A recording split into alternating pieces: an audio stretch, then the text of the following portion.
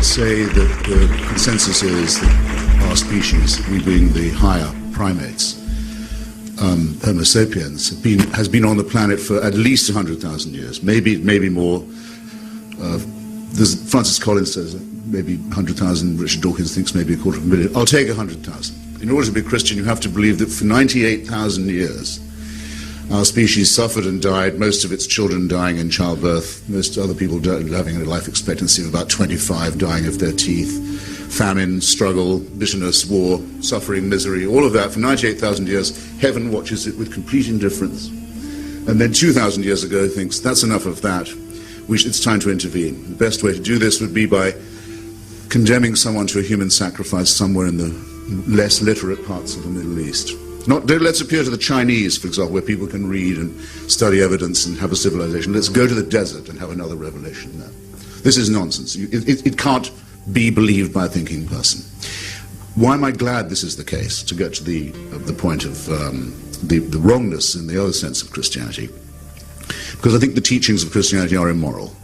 The central one is the most immoral of all. That is the one of vicarious redemption. You can throw your sins onto somebody else, vulgarly known as scapegoating, in fact, or originating as scapegoating in the same area, the same desert.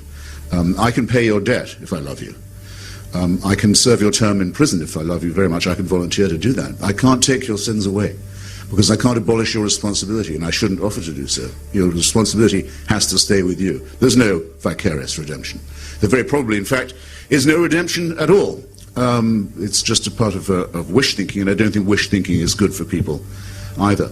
It even manages to pollute the central question, the word I just employed, the most important word of all, the word love, by making love compulsory, by saying you must love. You must love your neighbor as yourself, something you can't actually do, but you'll always fall short, so you can always be found guilty. By saying you must love someone who you also must fear, that's to say a supreme being, an eternal father, someone of whom you must be afraid, but you must love him too. If you fail in this duty, you're again a wretched sinner. This is not mentally or morally or intellectually healthy, and that brings me to the final objection. I'll condense it, Dr. Olasky, which is this is a totalitarian system.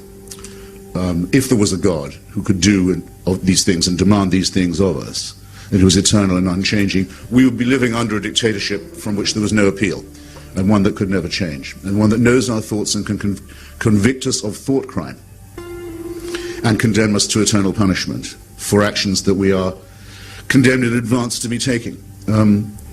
All this in the round, and I could say more, it's an excellent thing that there's absolutely no reason to believe any of it to be true.